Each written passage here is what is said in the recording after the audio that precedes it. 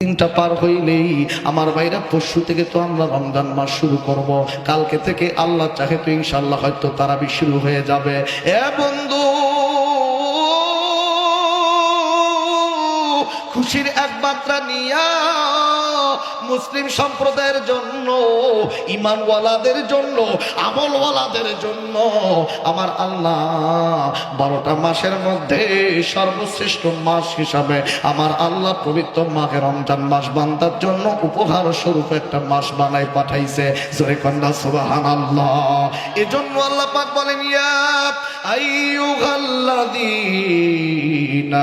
আমানু কুতিবা আলাইকুমুস সিয়ামু কামা কুতিবা আলাল্লাযীনা মিন ক্বাবলিকুম লাআল্লাকুম তাত্তাকুন।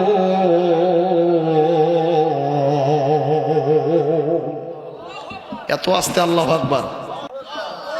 মনে হচ্ছে আপনারা কেউ ভাত টাত খেয়ে আসেন নাই, গাও জোন নাই। ভাত খেয়ে আসেন নাই? ভাত খেয়ে আসিস নাই কে? মনে করছিস খিচুড়ি আছে? আমার ভাইরা একটু জোরে আল্লাহু আকবার বলতে হবে, এত আস্তে বললে হবে না। আল্লাহু আকবার মানে আল্লাহর বরত্বের তাকবীর আপনি দিচ্ছেন, সেটা আপনি এত আস্তে দেন, এটা কি হয়? আল্লাহর নামে তাকবীর জোরে হবে না আস্তে হবে? কথা বলেন, জোরে হবে না আস্তে হবে? অমুক ভাইয়ের চরিত্র ফুলের মতো পবিত্র, এই স্লোগান দেওয়ার সময় বুক ফাটাই মুখ ফাটাই, আর আল্লাহর নামে স্লোগান দেওয়ার সময় দেখবেন বিড়ালের মতো মিউ মিউ মিউ মিউ করি। কি কথা কয় না? এই স্বভাব চেঞ্জ করতে হবে। কথা কন ঠিক কিনা? দুনিয়া যাত্রার চরিত্র ফুলের মতো পবিত্র বানায় দেওয়া যাবে না, যাবে নাকি? কথা কন একটু ভাই। না, ওয়াজ হবে না, বুঝছি। কারণ আপনারা কথা না বললে ওয়াজ কেমন করে হবে? আপনারা কথা বলতে হবে, আপনারা আওয়াজ দিবেন, আমি না করবো ওয়াজ। ঠিক কিনা বলেন? আওয়াজ দিতে হবে। পারবেন না? চুপ থাকা যাবে না, একটু কানায় কানা পূর্ণতা করতে হবে আওয়াজ দিয়ে। সবাই একটু আওয়াজ দিয়ে জোরে সোরে কথাগুলো বলার চেষ্টা করবে ইনশাআল্লাহ। কি রাজি আছেন তো? কথা বলেন আছেন? হ্যাঁ, যার মধ্যে কোনো ভেজাল নাই তারা আওয়াজ দেবেন, আর যার মধ্যে যারা ভেজাল আছে তারা চুপ থাকেন, তার দ্বারা আওয়াজ দেওয়ার দরকার নেই। কথা বোঝা গেছে নাকি? খালি দেন আর দেখবেন যে কারা চুপ থাকে, বুঝবেন যে ভেজাল আছে। যে আওয়াজ দেবে না বুঝবেন কি আছে, কথা কয় না, একেবারে ভেজাল আছে। আল্লাহ ডাকতে বলেন, নবী গো, ইয়া আইয়ুহাল্লাযীনা আমানু কুতিবা আলাইকুমুস সিয়াম। আমি আল্লাহ পাক এই পৃথিবীতে যারা ইমানদার, ইয়া আইয়ুহাল্লাযীনা আমানু, যারা ঈমান আনছো, আমি ঈমানদারদের উপর পবিত্র মাহে রমজান মাসের রোজা ফরজ করে দিয়েছি।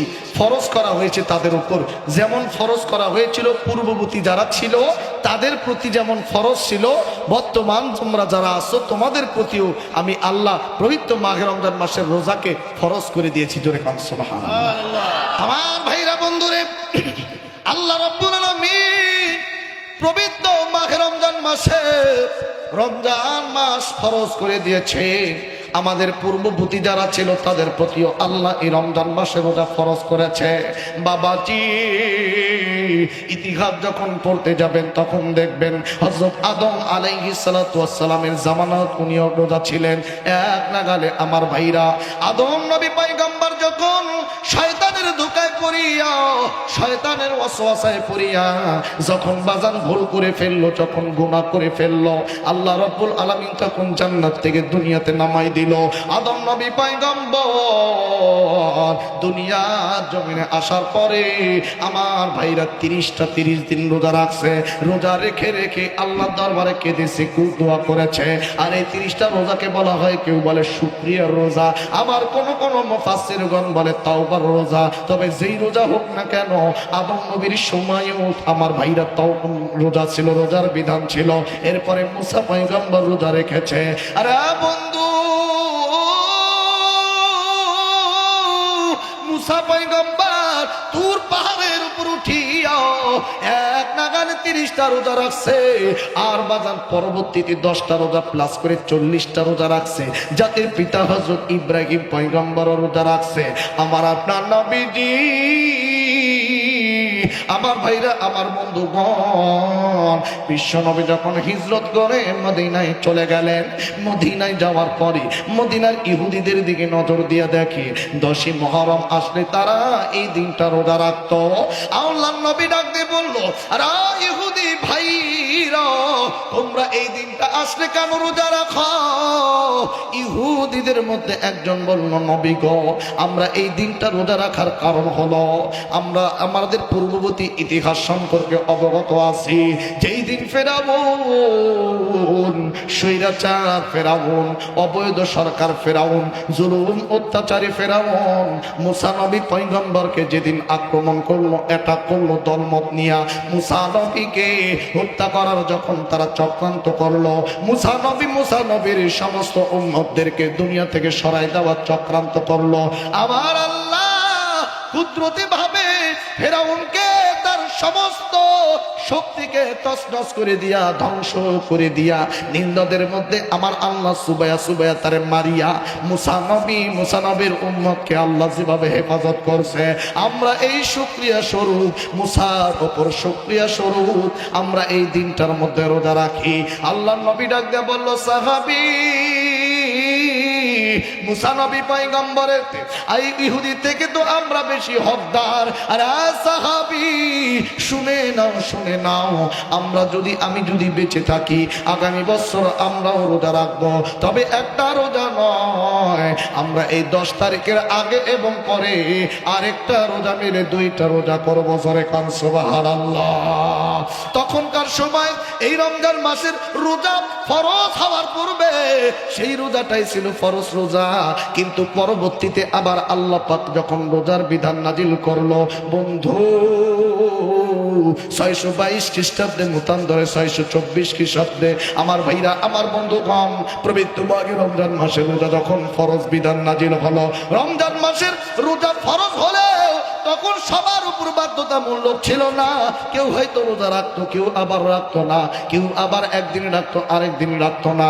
কিন্তু আমার আল্লাহ তার পরবর্তীতে পূর্ণাঙ্গভাবে বিধান জানা দিল, পূর্ণাঙ্গভাবে বিধান আল্লাহ পাক নাজিল করে জানা দিল, ফামা শাহিদা মিনকুম শাহরা ফালইয়াসুম। জোরে খান আল্লাহু আকবার। সুতরাং তোমাদের মধ্যে যে ব্যক্তি এই রমজান মাস পাবে, এই মাস পাবে, তারা যেন পূর্ণাঙ্গভাবে রমজান মাসের রোজা রাখে। এ বন্ধু বাবাজি, রমজান মাস আসে আমাদের গুনাহ মাফ করার জন্য, রমজান মাস আসে আমাদেরকে মুক্তি দেওয়ার জন্য, আমাদেরকে রহমত দেওয়ার জন্য, মাগফিরাত দান করার জন্য, নাজাত দেওয়ার জন্য আল্লাহ পাক এই মাঘে রমজান মাস আমাদের মাঝে পাঠাইছে। আল্লাহ ডাক দিয়ে বলেন, নবী গো, আপনি তামাম উম্মত গুলোকে জানায়া দেন, আমি আল্লাহ রব্বুল আলামিন 12টা মাসের মধ্যে সর্বশ্রেষ্ঠ মাস হিসাবে রমজান মাস বান্দার জন্য উপহার স্বরূপ গিফট হিসাবে পাঠাইছি। জোরে কন্যা সুবহানাল্লাহ।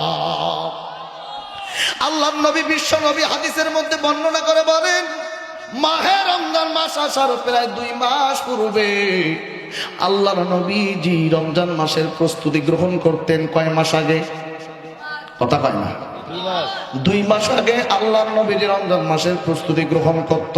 কেমন করে ইবাদত করবে, কেমন করে রোজাগুলো সুন্দর করে করবে, সুন্দর তরিকায় করবে, কেমন করে নফল ইবাদত করবে, নফল নামাজ, নফল তিলাওয়াত সহ আরো কত ইবাদত আছে গো। এই ইবাদতের সংখ্যা বাড়ায় কেমন করে দেওয়া যায়, কেমনে রমজান মাসে বেশি বেশি আল্লাহর নৈকট্য লাভ করার আশায় বেশি বেশি ইবাদত করা যায়, এগুলো বিষয় নিয়ে আল্লাহর নবী 2 মাস পূর্বে, রমজান মাসের 2 মাস পূর্বে প্রস্তুতি গ্রহণ করত। আর এখনকার যুগে দেখবেন 2 মাস পূর্বে, 1 মাস পূর্বে আমার দেশের মুসলমান ওই নবীর কিছু উম্মত আছে যারা রমজান মাসের ইবাদতের প্রস্তুতি গ্রহণ করে না।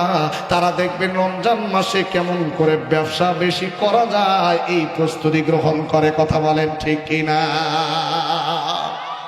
আছে না নাই বলেন? আল্লাহ বলে রমজান আইলে ইবাদত করার প্রস্তুতি গ্রহণ করো। আর আমার দেশের কিছু অসাধু ব্যবসায়ী আছে, সিন্ডিকেট যারা আছে, দুর্নীতিবাজ আছে, হারামখোর আছে, কিছু শয়তানের চেলা আছে, কিছু মুনাফিক আছে। দেখবেন বন্ধুরি সারা মাস বইরা রোজার আগে মাল খালি স্টক করে কিনে আর রাখে, কিনতে কিনতে দেখবেন পণ্য বাদাম সব করে ফেলায়।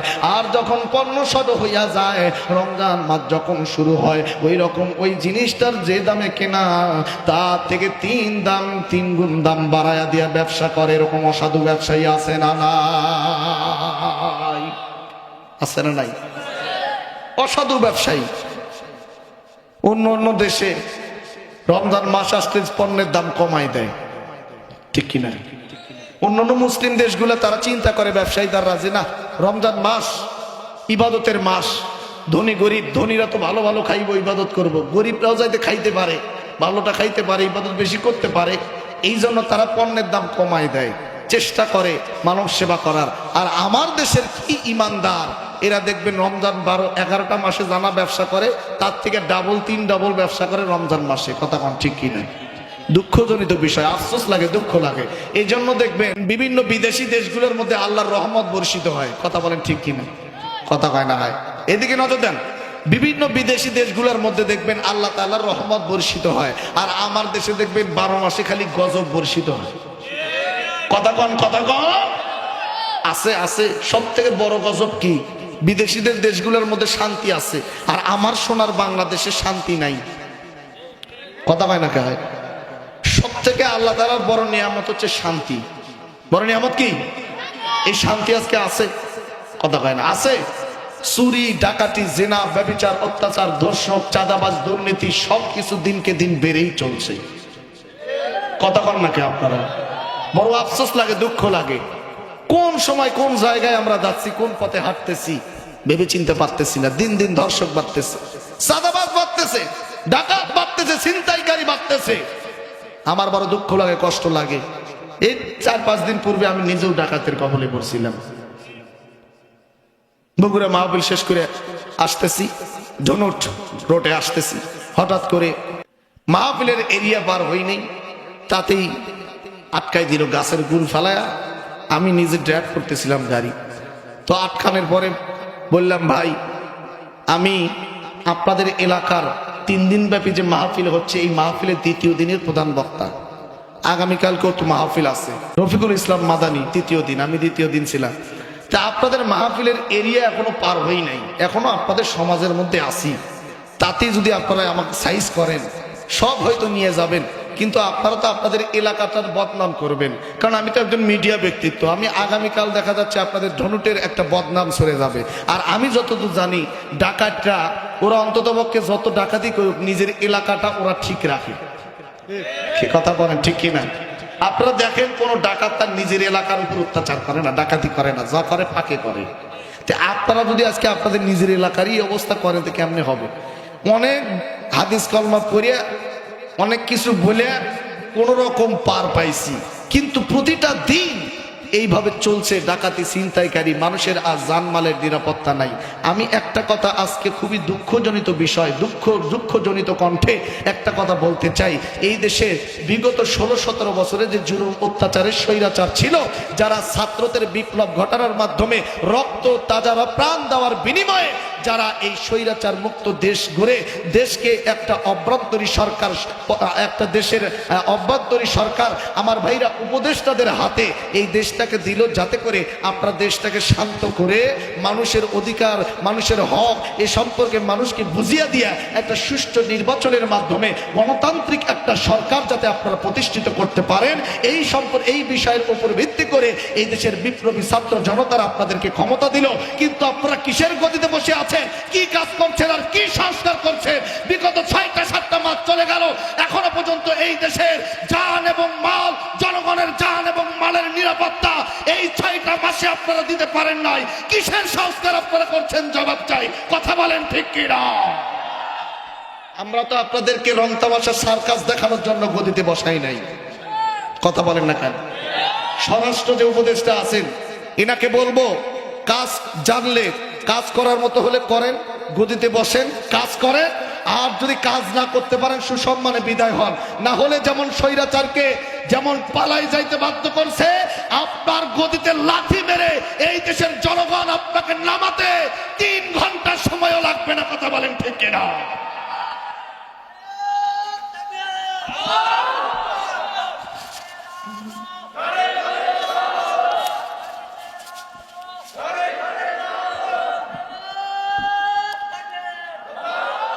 আমার ভাইরা, আমার বন্ধুগণ, বড় দুঃখ লাগে, কষ্ট লাগে। আপনারা সংস্কার করতেছেন, কিসের সংস্কার করেন আপনারা? ওই বিদেশে টাকা হওয়া পাচার গুলা আনবেন, ভালো কথা, যারা অপরাধী বিচার করবেন ভালো কথা, আরে ভাই তার আগে তো এদেশের সাধারণ মানুষের জান এবং মাল, এই মাল এবং জান এবং মালের নিরাপত্তা তো আগে দেওয়া লাগবে, সেটাই তো পাচ্ছি না।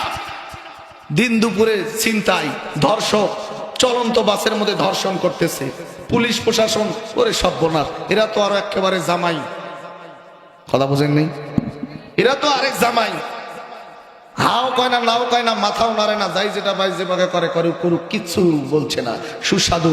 দেখে মনে হয় এ দেশে ফেরেশতা থাকলে পুলিশগুলোই আছে, কথা কয় না একেবারে। এই যে গতকাল আমার মাহফিল ছিল হচ্ছে টাঙ্গাইল জেলার ভুয়াপুর থানায়, মাহফিল করে যখন আসি এলেঙ্গার মধ্যে একটু চা পান খাবো, এরই মধ্যে দেখি শ্যামলী পরিবহন আসলো, খুব হিটে টান দিয়ে আইসে নামছে, নামার পর বড় বড় কিছু হাতিয়ার মানে রড, এরপরে আপনার গাছের ডাল, এগুলো নিয়ে দাঁড়ায় আছে। ওই চান্দুরার দিকে নাকি এনার সাথে একটু মানে ইয়া হয়েছে, ঘষাঘষি হয়েছে। এনা পরিবহন আছে না, এনা পরিবহন ছিলেন তো এর সাথে। তো আসার পরে পুলিশ হল 100 গজ ফাঁকে, 100 গজ ফাঁকেই দেখবেন ওই কয়েকটা মানুষ আমার চোখের সামনে দেখলাম মারামারি কাটাকাটি ঘুষাঘুষি চলতেছে।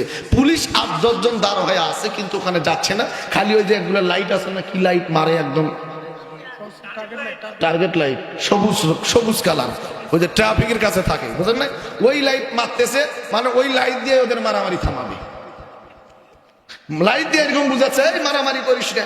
একজন ডাক দেবে, স্যার আপনারা না আগে তো মারামারি হচ্ছে, কই এখন যাওয়া যাবি না, ঝামেলা আছে, কথা বুঝেন নাই, চোখের সামনে এই অবস্থা, অথচ তারা কয় এখন যাওয়া যাবে না, মারামারি থামুক, তাই বোঝা ঝামেলা মিটাই দিচ্ছি। আমি বুঝি না রাষ্ট্র কিভাবে এদেরকে বেতন দিয়ে পালে, কথা বল না কেন? দায়িত্ব পালন করার মতো হলে ঠিকঠাক মতো পালন করেন, আর নয়তো চাকরি থেকে অব্যাহতি নিয়ে চলে যান।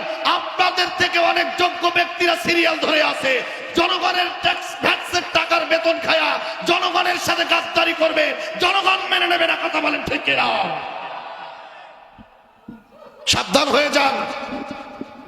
আর উপদেষ্টার কাছে এটা আবদার করতেছি, অন্য সংস্কার বাদ দেন, পরে করেন, আগে জনগণের জান এবং মালের নিরাপত্তা দেন।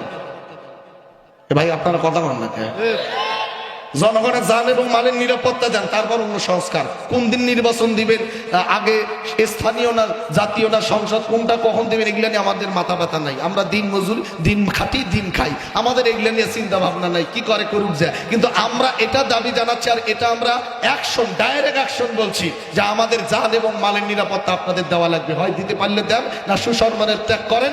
এদেশে উপদেষ্টা হওয়ার মতো এখন অনেক হাজার হাজার যোগ্য ব্যক্তিরা তৈরি আছে, কথা বলেন ঠিক কিনা?